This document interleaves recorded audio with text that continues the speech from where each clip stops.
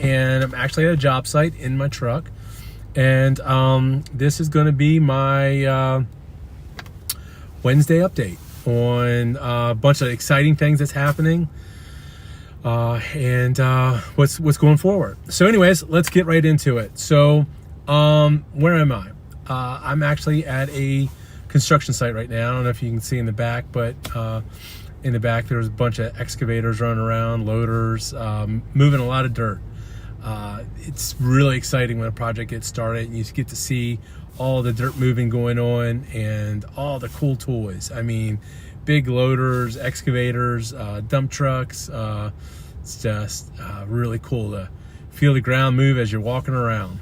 Anyways, so my title of this live stream was "It Happened." Well, what happened? A lot of stuff happened, but I'm going to talk about what happened to me in the past week. So I got up to 55 subscribers this week, which is exciting for me. Thank you so much for the people that are subscribing. The other thing is I crossed over 25,000 views, which was amazing because I started doing some shorts and lives and just topics. I really haven't narrowed down the niche, and they always say niche down or whatever, but I'm really focused on a few things. One, of course, is health. Two is finance. Three is what's going on in the world. And anything that is what I feel complex that needs a little bit of steering with research. So with saying all that, I did a video yesterday and I put it out there. It hasn't gotten much traction yet, but is on taxes. And the reason I did it was because April 15th is historically, when your taxes are due, unless you file extensions. And I really was sitting around watching some videos, doing work, and thinking about the taxes. And maybe it was late, I don't know. But the questions that raised in my mind was, where did they come from? Why? I kind of had a little history. So I started doing some digging and research. And then how do we compare with the rest of the world with our taxes? So I did a quick 10-minute kind of, wrap up video of how taxes started, income taxes.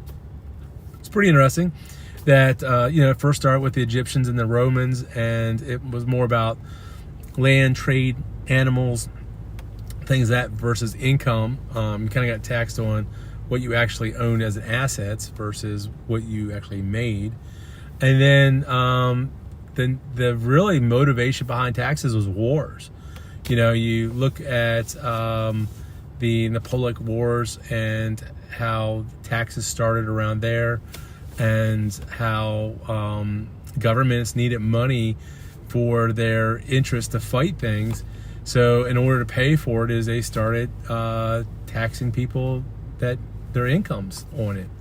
And it first started in the United States during the Civil War. Lincoln implemented it and found out that that wasn't very popular. They deemed it unconstitutional, so it kind of went away. Well, it rears its ugly head again back during World War I, and then of course from World War I, World War II, and further on, it just got more and more and more complex and more complicated to raise money. Then they started using it for infrastructure. They used it for social programs. They used it for all these different things. And anyways, the things that I found out was kind of interesting was the fact that, we have the most complicated tax code there is. It's 70,000 pages of information. And as I was doing it, I realized that this tax code is intentional. It is not accidental.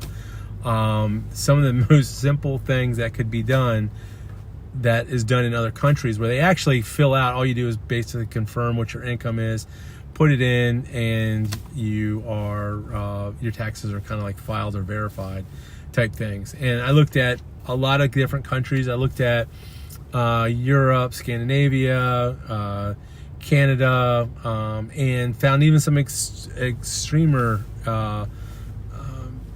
situations where there is a flat tax.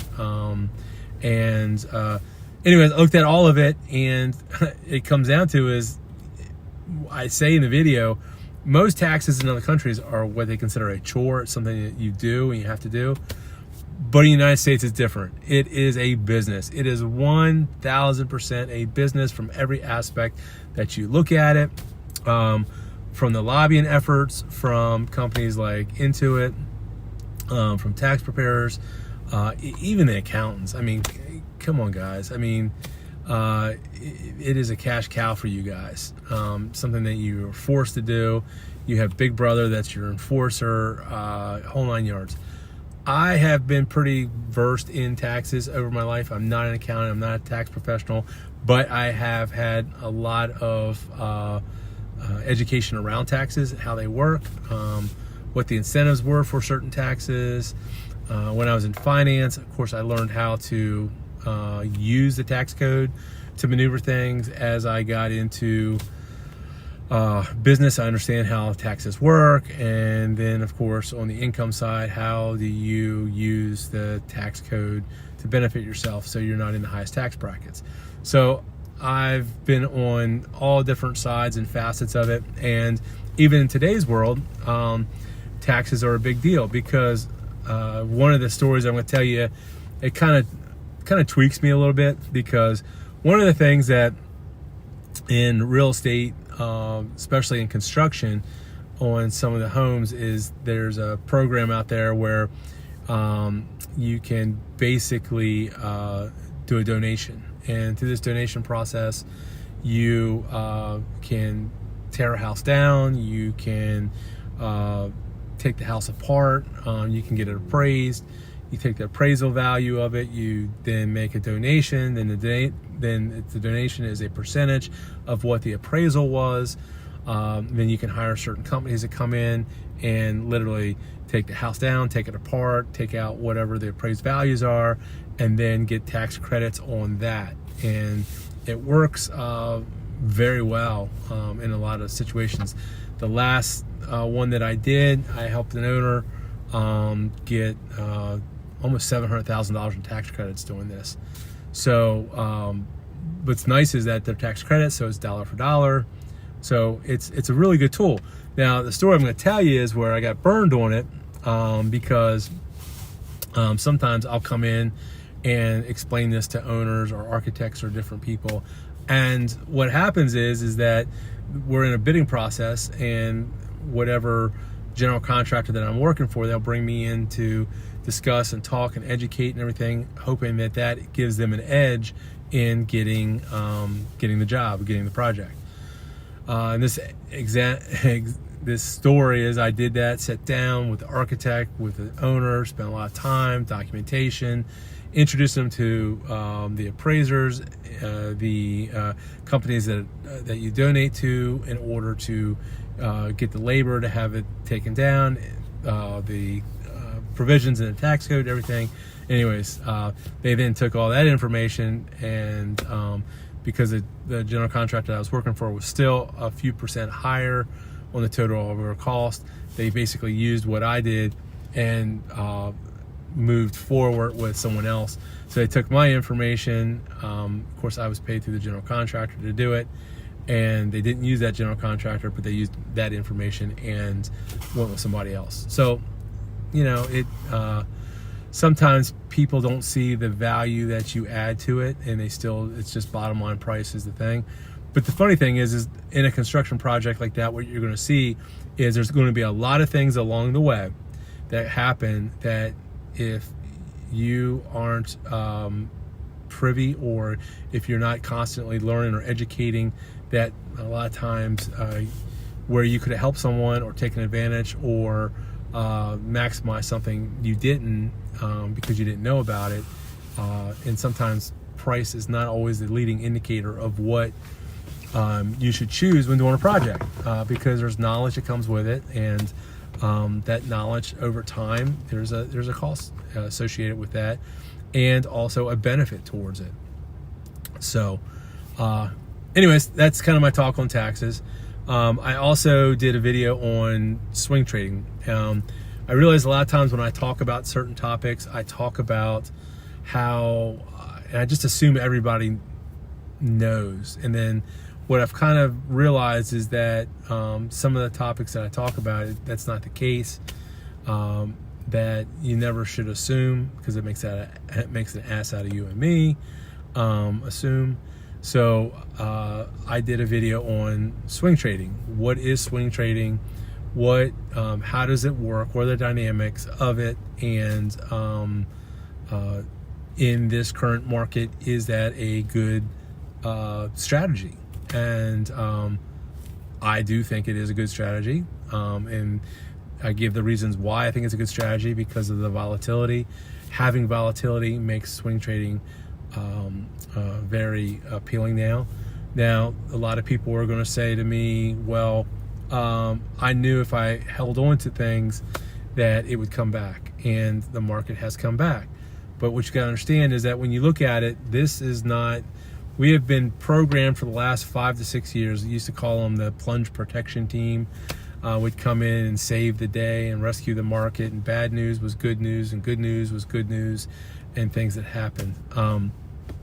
We are in a cycle now where I think we are very much like, we kind of go through those like 20 to 40 year cycles, and there's a good book out there called The Fourth Turning, and basically it talks about how we go through these cycles. And we're kind of in this cycle now where there is a big fight going on between superpowers, China and the United States, where the new monetary policy that is going to be implemented going forward is significant. Every time we have one of these major monetary shifts, where how that policy or what we use as money or the systems that we use, every time we have one of these shifts, and we have major changes in valuations and credentials. I did a video back talking a little bit about this, and where China was a big loser, and that goes back, I think it was in the 1870s. And what I talked about in that video was the fact that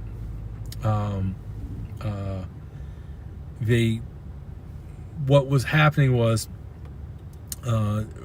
China was a country that was centered around silver, and silver was its main currency, how it traded. And the United States wanted to go to a gold standard system. So basically China said, no, we're going to stay on silver. The US and went into the gold standard, and anyways, gold ended up being the right move. It's taken China over 100 years to recover from that. So getting back to a video, everything that I do for a reason. So I did videos on gold and precious metals, and it goes back to why is gold surging. One is because we're at this period of time where we're having this change in fiscal, monetary, what is money, what's going to be used going forward, how countries are going to interact.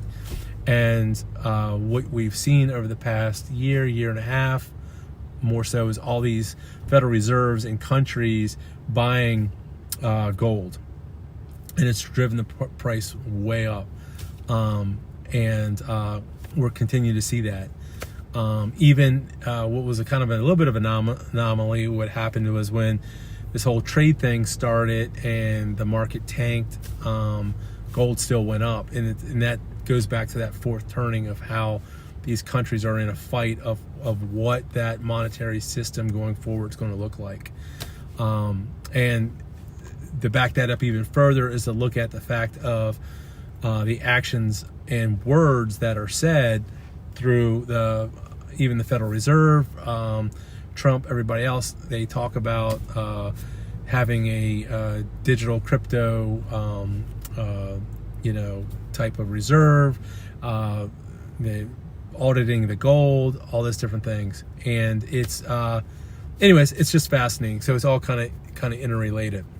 So getting back to that swing trading was, if you look at the technical side of it in swing trading, you're not looking at fundamentals, you're looking at technicals.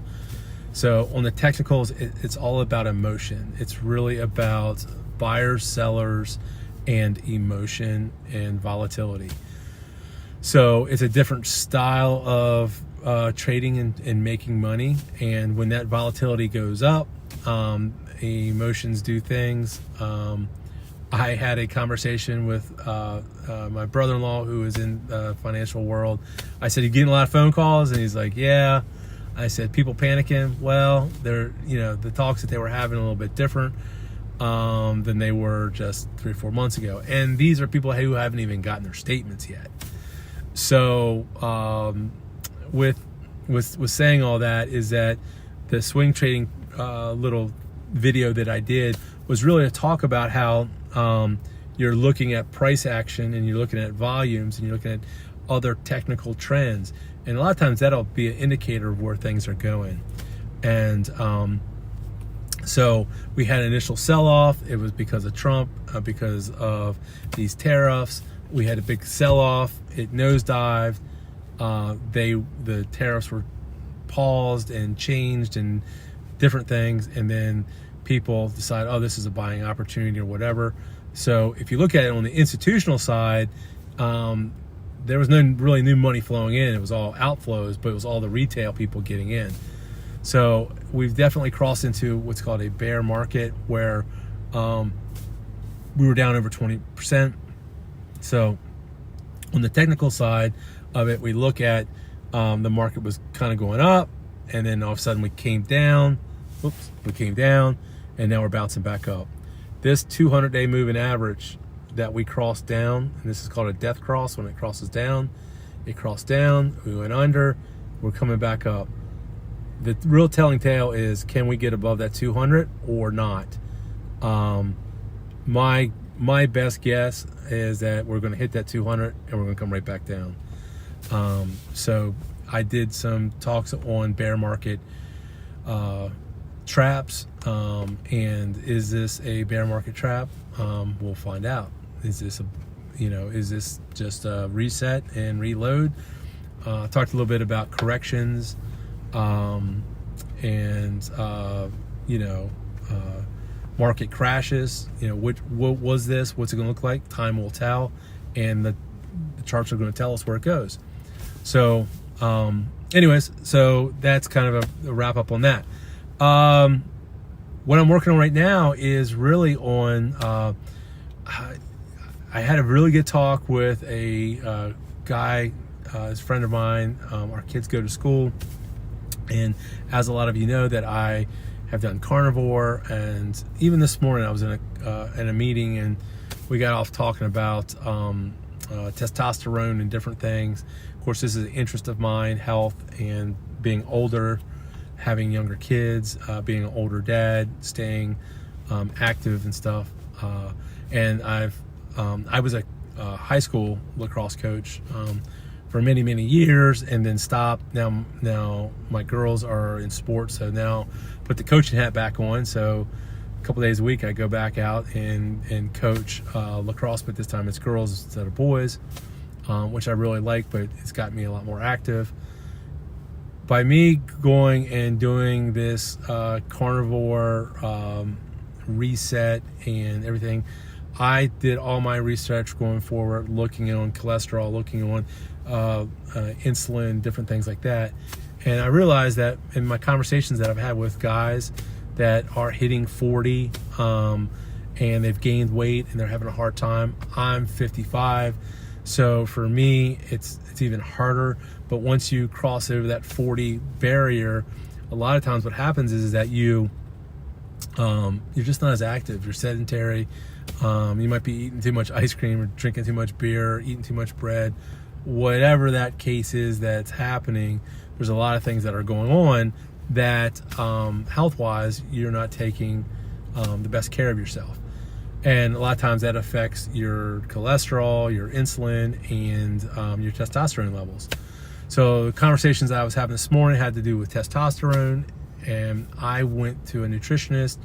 The gentleman I was talking to this morning was talking about how testosterone, he decided to go down the route of the shots. I decided not to do that because I found out that a lot of times what happens is that when you supplement with shots or injections, it's basically telling your body even stop producing even the little bit of testosterone that it was. I went the other route with diet and nutrition, and was actually able to get my body to come back and produce more testosterone just by dietary changes and things like that. Okay, another friend of mine who is really interested in listening or learning about carnivore and learning about high protein, really a non-processed, you want to call it proper human diet, you want to call it a simplified diet, whatever it is, beef, bacon, eggs, some cheese, some dairy, that's about it.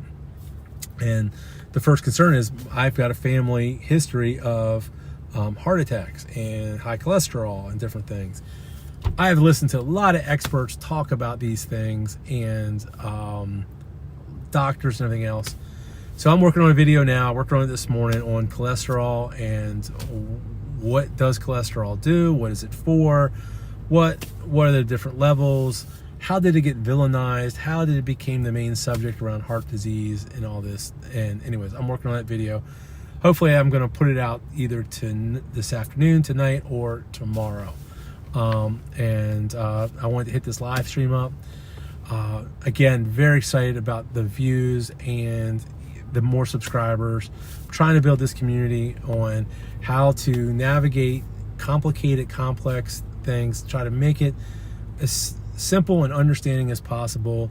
Also, to how to make money. How do you make money? How do you preserve wealth? How do you have financial freedom? How do you preserve your liberty? And how do you live in a healthy, happy, prosperous life, and get out of working for the man, being dictated by the man, all those things. So it's kind of a tall order. This is me. These are the things that I've just listened to a video on how to grow a channel and financially make it viable. I don't make any money off this. I do this because I enjoy it. I like it, and I really like helping people. And anyways, that's kind of it about it. Oh, one last thing. Sitting here talking about real estate, talking about construction, real estate. That, of course, I love using my hands, building things, making things. At this construction site, I just want to say that my wife really wanted to do a house flip within the past couple years, and I said no, now's not the time, now's not the time. And looking at what's happening in the real estate market, I mean, we just hit some pretty crucial, critical points with not only the economy but real estate in general is. So right now we have gone back to 2007 levels of inventory of houses on the market. So we're seeing more and more houses on the market. If you spend any time on Zillow, a multiple listing system or anything else, you're seeing more and more houses come on. The sellers don't necessarily want to lower their prices because they always want to get the best price. My neighbor got this, my neighbor got that. I'm seeing more and more houses that are hitting the market that are reductions. They're small reductions and not big reductions. You're starting to see a little bit bigger reductions on properties. They're not the primo properties. You're starting to see, I'm seeing it on the through general contractors and contracts on people wanting to build new houses or remodels. Seeing more interest in remodeling than you are new construction. Permits are down. These tariffs are going to hurt. I've heard anything from 7 to 8% increase on the price of construction, all the way up to 26% increase in what it's going to cost to build, just due to the tariffs. So I don't see any indicators to me on new home construction or even on remodeling that things are getting cheaper. Now, with saying that, this is the first month going back till 2020 that we've had deflation. Not disinflation, but deflation. The biggest difference between disinflation and deflation is disinflation is that the prices are still going up, they're just going up slower. This is the first month that we've had where actually the prices have actually gone down on looking at the inflation metrics. Now that's not a true indicator on a lot of things because that's their basket of goods, that their thing. When I look at construction and I look at the inflation that's coming forward, I look at companies like Simpson Strong-Tie. I look at nail manufacturers. I look at lumber. I look at companies that produce siding, insulation, all those types of things. Actually, the appliances that go inside of them, the systems that go inside of them, and across the board, almost all of them, there's increases. So I do not see deflation happening in the housing market side. I see more and more home builders coming out saying that they've been trying to put a lid on this and not have it spill over into media and different things, but there is more and more signs that the cracks are widening and getting deeper, and that the real estate market is in more trouble than what's being reported out there. Now, we'll see what happens. On the commercial side, it's still kind of ticking along. It depends on what commercial you're talking about. It's a big help in certain areas, having workers go back to the office. Companies like JP Morgan coming out says basically get your butts back in the office. Even the federal government, get back in the office, things like that. So of course that helps a lot. It's a trickle down effect in the commercial real estate, all the way from retail to just your local leases on restaurants and carryouts and different things like that, gas stations and stuff. So it's gonna be interesting to see how that all pans out going forward. Anyways, I hope you got something good out of this. I've been rambling now for about 27 minutes. Thank you all so much, especially the subscribers that I've had come on that are new. If there's anything that you want to see that you're not seeing, that maybe you think that I can shed a different light on, different perspective, things like that, send me a comment, send me a note. I'm up for doing videos on topics because for me, I think knowledge is power, and I think being educated and understanding things really helps. It helps you going forward in life, business, everything. So I'm a huge advocate for that. So anyways, thanks. Hit that like button if you can, if you feel good. Certainly if you're watching this and you're not a subscriber, certainly think about subscribing. Again, trying to build that community. Thanks, Scott, and I'll see you on the next one.